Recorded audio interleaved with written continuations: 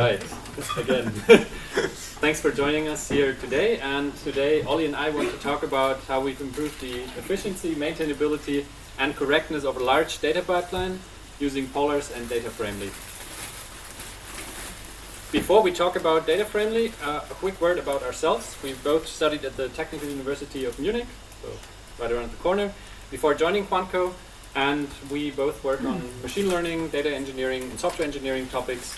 And Ollie already talked about what our company does in detail, so I'm going to skip that now, and we'll continue with the actual talk.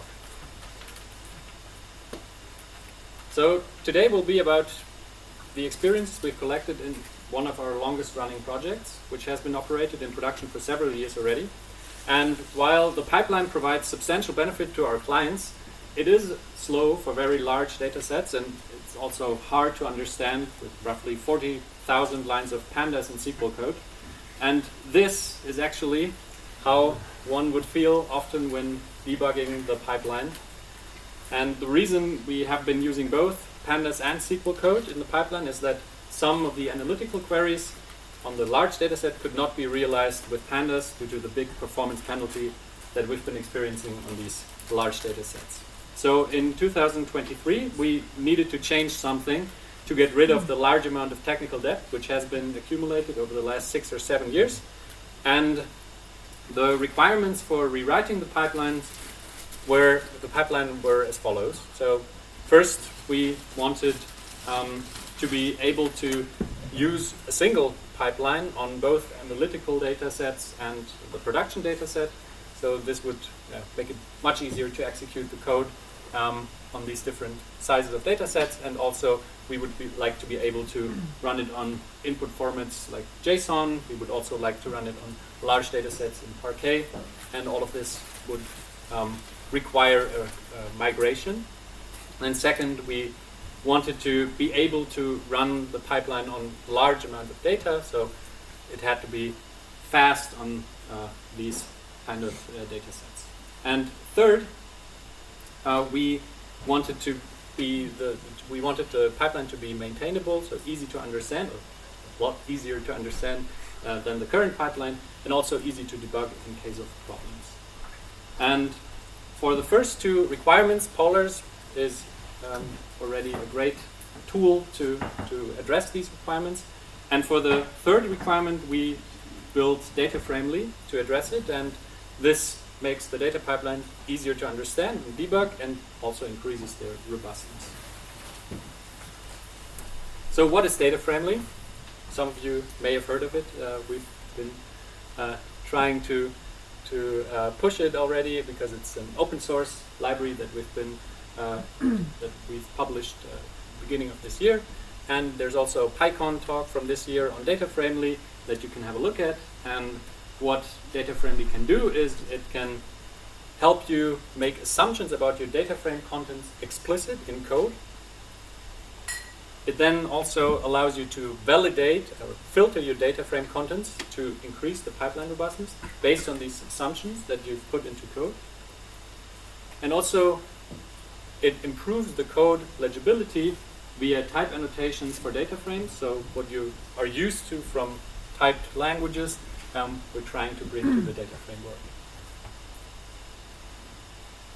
Now, so you can get an understanding of what Dataframely looks like in practice, I brought a very simple schema from a domain that we are commonly confronted with, from the insurance domain, where we often deal with invoices.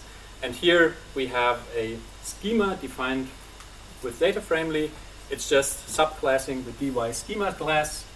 Here we have the invoice schema, and we can then define different columns, and they all have a data type. Here we have int64, we have a date, and we have a decimal column, 2 dates and 1 decimal column. And what we can see here, we can also annotate these columns with some properties that allow to do validation of the data frame contents. In this case, we have the invoice ID, which is supposed to be the primary key of this table with the invoice schema. And using this primary key attribute here, we can then perform primary key validation in the validation step. Also, we can see here, this is a column level validation rule. For the decimal column here, the amount column, we have a min exclusive attribute which is set to decimal 0. So we have the validation constraint that values in this column amount have to be larger than 0.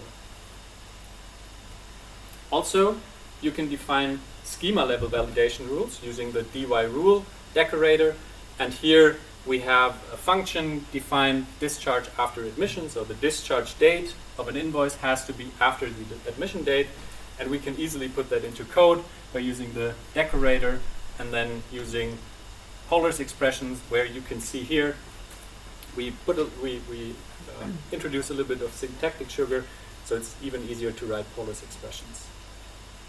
Everything is native Polars. You can put any Polars expression here in these dy rules. But as I said, we have a bit of syntactic sugar here by having an alias for the column name, so you can just directly refer to the column that has been defined in the schema. And this gives you full IDE support, but we'll get to that later. Now we have defined our schema, and we want to validate data that is in the data frame using that schema. There are two ways to perform data validation. The first one is using the .validate function here. On the invoice schema, we're calling validate, and we pass in a Polars data frame, and what we get back is a validated data frame. Now with validate, we check schema compliance, and if the data in the data frame is not compliant with the schema, this will actually raise an exception. So be aware if you use this in your production code, and this is why we also have the .filter function, which partitions the data frame into good and bad rows, so those rows that pass the schema validation and those rows that didn't. We also provide a failure info object, which allows failure introspection, so you can take a look at the rows that failed the validation.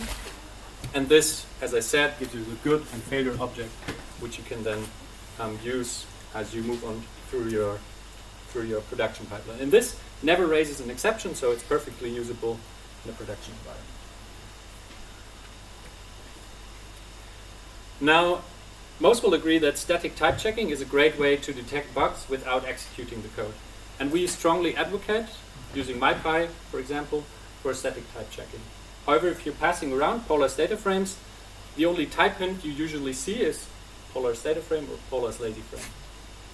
And Dataframely provides more advanced type hints, leading to better code readability and safer data frame related code parts.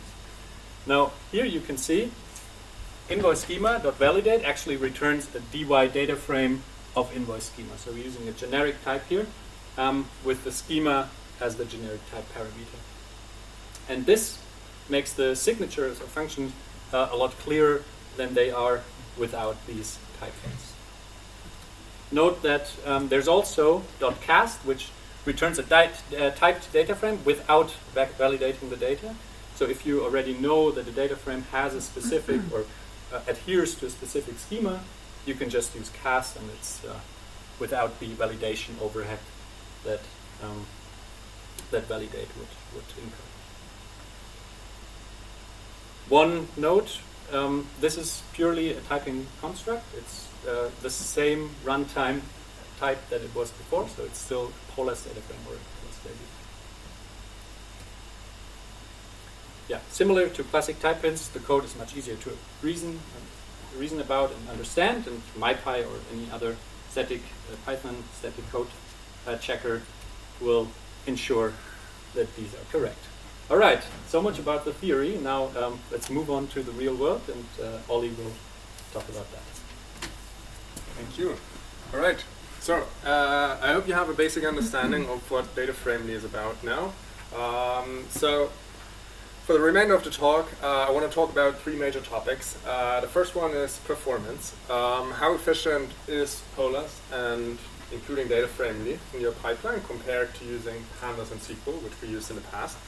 The second thing I want to talk about is developer experience, because we don't only want to write fast code, we also want to write code that other people can easily understand.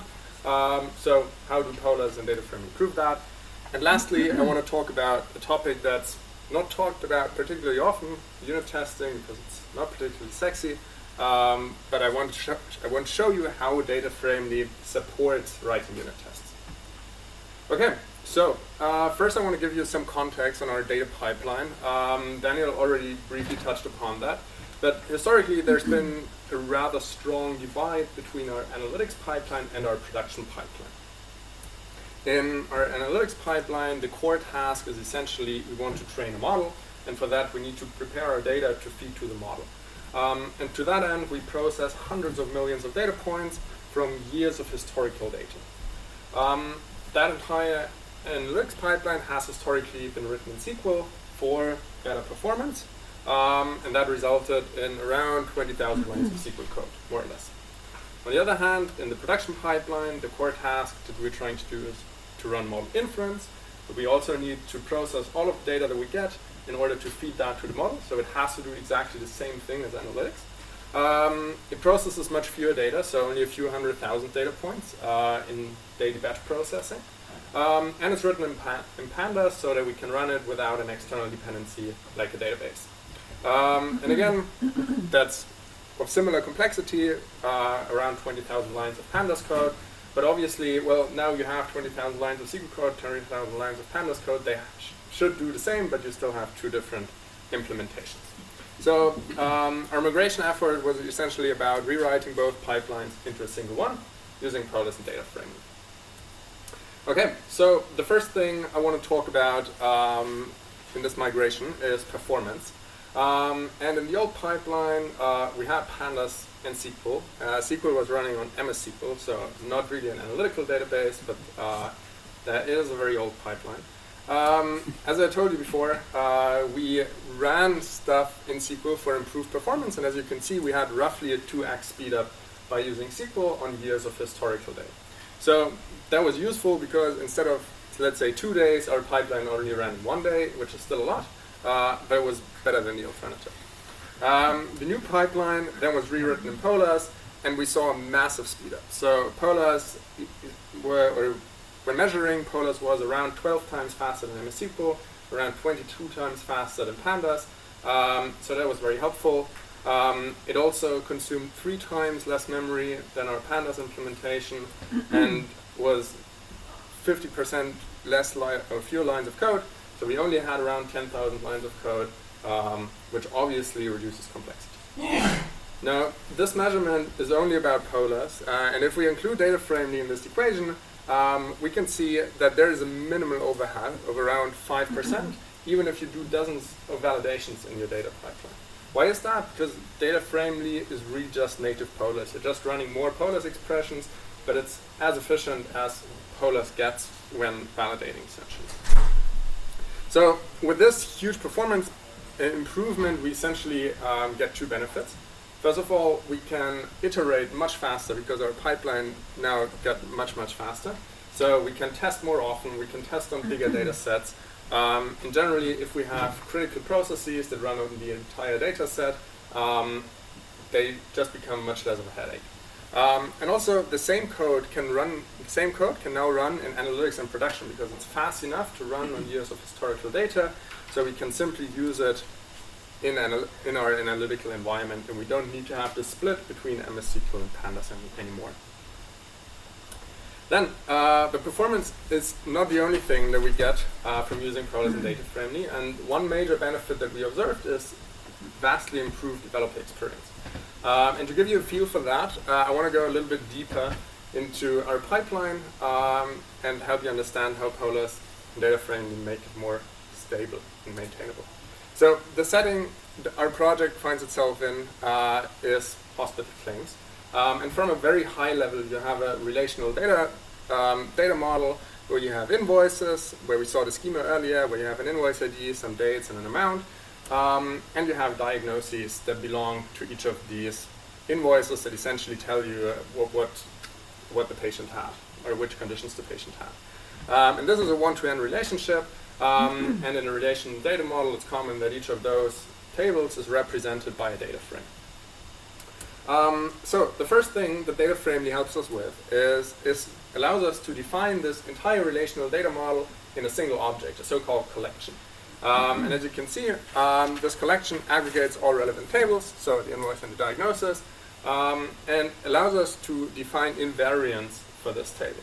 So first of all, it allows us with this dy filter statement to define an invariant that essentially tells us in this case there has to be a one-to at least one relationship to a diagnosis. So we encode this 1 to 1 plus n, 1 to n relationship in this collection, and just like for a schema, we can run validation on the collection, and it then ensures that this relationship actually holds up.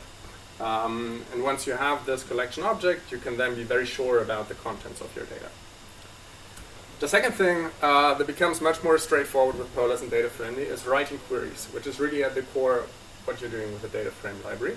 And to illustrate that, I want to go through an example query on the relational data model that we just saw.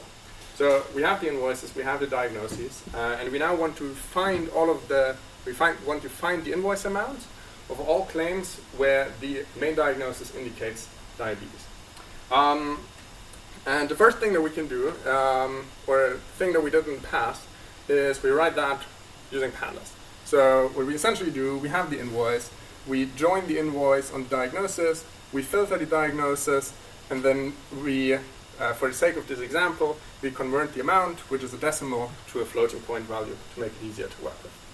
So the first thing that you see here is we're already sub-selecting columns for improved performance, which inhibits readability, because we don't want to join everything that pandas is evaluated eagerly, so we sub-select the columns that we need in the end. And this doesn't happen once, but it happens twice. So this overall inhibits readability. The second thing that you can see is the outcome columns of this query are hard to identify, because you have to read the entire query to understand what's actually in the output.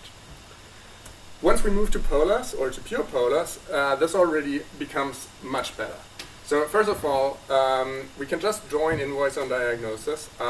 We don't need to do any manual query optimization, because Polars executes projection pushdown and does that automatically. It only uses the columns that are really necessary. Furthermore, we also don't need to filter inside the join anymore, because predicate pushdown in Polars automatically moves the filter as far up as possible and filters our diagnosis as early as possible, so that we can just delay that code here, and this makes the entire query a little more readable.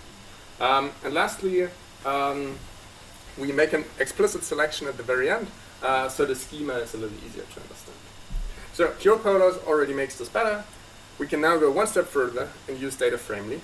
And you can see that now the selection at the end is just replaced with a validation on an output schema that we define somewhere. And that tells us very well what is happening. We are getting an output schema here, we validate that, we cast the data types to the types that we need, and it's just really easy to understand what is happening. We can even go one step further with Dataframely and use the column accesses that Daniel talked about before already. So instead of using PL_col with some arbitrary string, we can use these column accesses to make sure that the column references are easy to refactor. There's no chance we make a typo. It just makes writing this a little bit more robust. All right, zooming out from this individual query that we just talked about, Dataframely really shines when we talk about APIs in your code. Daniel already touched upon that when talking about the type annotations. So when we previously defined a function when using pandas, the function signature tended to be rather uninformative. So for the example that we just had, we want to define a function, find diabetes claim amounts. We pass the invoice, we pass the diagnosis, and we return a data frame. And nothing in this signature really tells us what the data frame contents are. We have to deduce that from somewhere. And that doesn't really change if you use Polars, right? So every data frame that you have here just becomes a Polars data frame.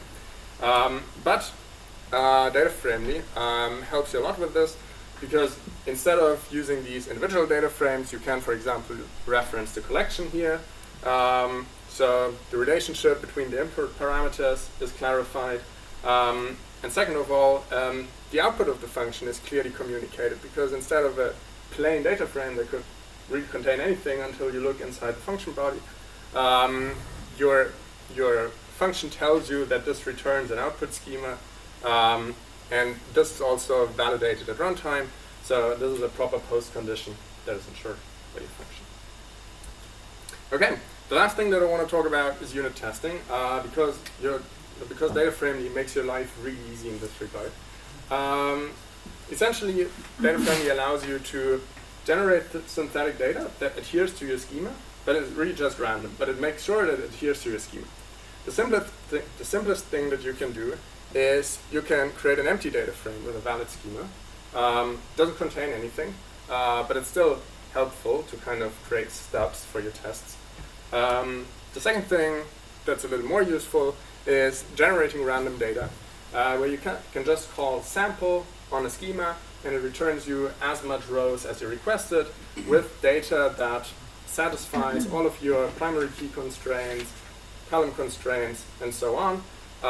It does that by being smart about which values to sample, but also if it finds values that clash, for example, a primary key constraint, it just tries sampling a little bit more often. This is fast enough so you don't notice, but this is essentially how this is done.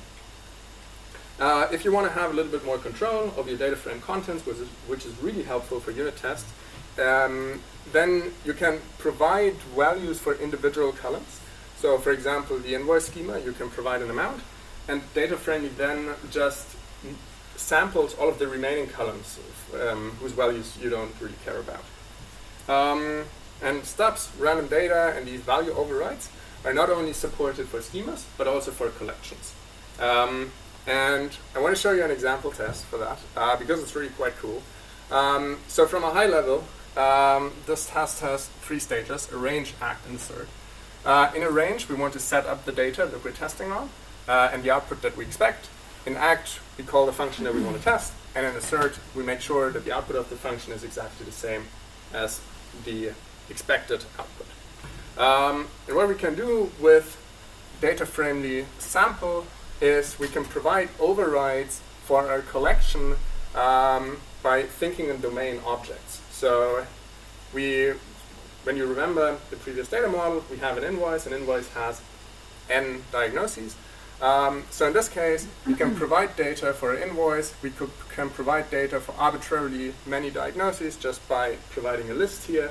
And we can provide data only for those columns where we really care, where we care about the value, and we can leave out all other columns, and they will just be sampled randomly. So this is very helpful. We can also define common primary keys. So this invoice ID is then automatically used both in invoice data frame and the diagnosis data frame, so it makes sure that your data frames can be joined properly. And yeah, as I said already, left out values can be sampled automatically. Yeah, and then in the end, you just define your expected output, again, for example, by using sampling, because that helps to get the correct data types. Yeah, and that's really it. Okay, well, we hope that we could already showcase you how useful Dataframely is. If you actually get to use it, there's a lot more to look forward to. I can't go into details for all of that, but there's a lot more to try out. So to conclude, Polar Speed really allowed us to unify analytics and production for the first time in years. We've dreamed about this for years. We could finally put it into practice. Then validating the data frames with Dataframely has just greatly improved the robustness of our code. We find issues much earlier in the pipeline, which makes them much simpler to debug.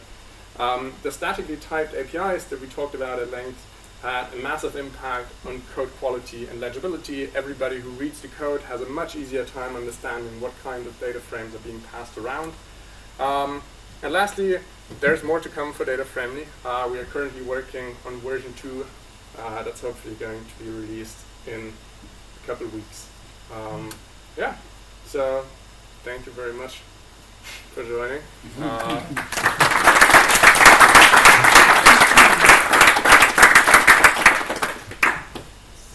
Do you have any questions? Yes. Is Dataframely only for polars or also for pandas? It's only for polars on purpose, so that it integrates with polars as well as possible. So yeah, there was a design decision early on because we in our projects mostly use polars these days, or in our project we only use polars really. So it made sense for us to go all in that direction. Yeah. How does it compare to Pandera, feature-wise and performance-wise? Yeah. There's a comparison actually in the talk that I referenced on the slide, where we compared it to Patito and Pandera, and I think you can check it out. But I think in a nutshell, we have a lot more features with respect to these. Thinking about domain objects, the collections, for instance, are one thing. Then also the data sampling for unit testing is another feature. And I think if you go one slide back or two slides back, there's several features that I think you will miss in Pandera so far. Yeah. I have a question on your testing example. Yeah. So is there any way to tie the sampling of the input data and the expected data frame? So suppose we act on a certain column and the other columns we don't care about, what we want them to not be touched. And can we confirm this also by tying the sampling so that they get the same value sampled?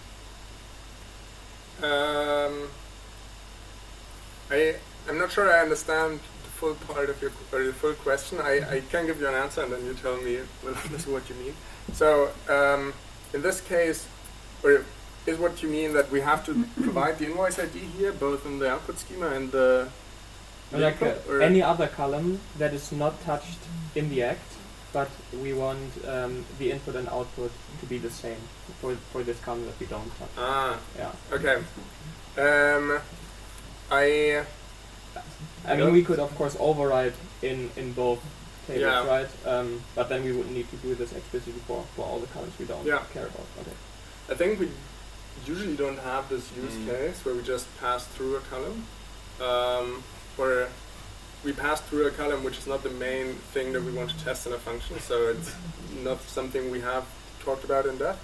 I think using or specifying this column in the overrides in both places would be a fair solution if you really need that.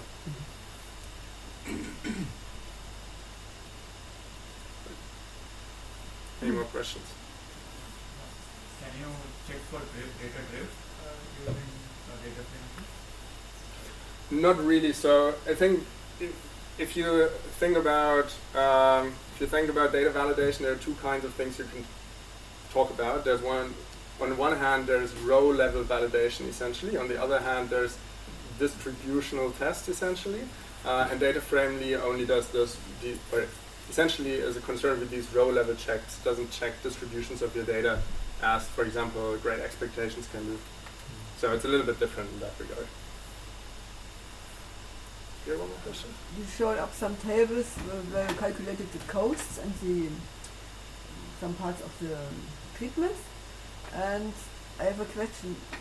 Do you have there any context to the international key for sickness? Because there's an international key for any part of sickness and treatment and so on. Do you have a context? Sorry, I missed the slide. Yes. So sorry. So this code here, right? It's an ICD code. It's the invoice ID, but there's no, and the treatment I think was somewhere amount, yeah. So except for these codes, which are actual ICD codes, the amounts do not actually relate to the codes that you see here. And this is the ICD codes. Yeah. Yes, exactly. So this is the. Sorry, I didn't see it. No worries. You have one question? How does the lazy frame validate work? Good question. That's going to come in version 2. I can foreshadow what we're doing though, because it already works. It's just not released yet. What we essentially do is we attach a no-op node. That's so in a custom polars plugin, we write a no-op code that fails if a Boolean column is contains any false value. So essentially, if the validation fails, and then we raise a compute error. If it doesn't fail, then it returns a Boolean true scalar, and then we just filter on that. And that filter either fails or it has a very easy time filtering because it's filtering on this true scalar. So yeah, it's a bit of a workaround because Polars currently doesn't have assertions on the lazy frame, right? But yeah, that's the way we went about it. Yeah. And are the schemas kind of mutable? So what if I need to drop columns during my pipeline? Do I need to create a new schema for the result? Yeah, so the schema is static. You can use inheritance to extend your schemas, but every schema that you define is static. There is theoretically, Python gives you the ability to define schemas dynamically, but not usually something we recommend because then you can't use it in type annotations and it becomes a little bit less useful. Yeah. How much will version 2 be backwards compatible? Good question. I think the main change that we do is currently that Gijs was just asking about. We currently, when we validate, since we don't use any custom Polars plugin, we're forced to collect. So when you pass in a lazy frame, you still get an eager data frame out. Version 2 will change that, where you pass a lazy frame in, you will get a lazy frame out, and potentially that has an effect on what you're doing. Apart from that, not much is changing. This is the biggest change. All right, one more question, since we already went quite long, unless you don't have any. All right, one in the back. Yeah. For my T-shirt, you might think I'm a lunatic. Because I sneak in lessons to your question. But I saw that you have 1.5% of trust, and it's only doing some magic stuff. Yeah. I mean, just trying to get into the mindset of the contributors. Like, what inspired this regex still in Rust? Yeah, that is a very good question. A very fair question.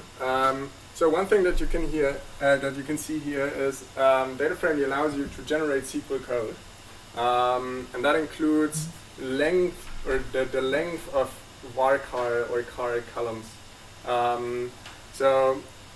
Obviously you can, or for example in MS SQL, for which we use it a lot, is you can have varchar max columns where you essentially tell MS SQL this can have any length. The problem is you cannot use varchar max columns as primary key. Dataframely had to do something about that, and if you specify a regex, you can deduce from the regex what's the maximum length unless you have a star or a plus in your regex. And that's essentially what the Rust code is doing. So given the regex, it builds the state automaton and checks what's the maximum length, or the maximum possible length. It sounds more involved than it actually is because there's a Rust crate which does a lot of the work, but that crate doesn't, or an equivalent of that crate doesn't exist in Python, so doing that in Rust was just the easiest way. All right.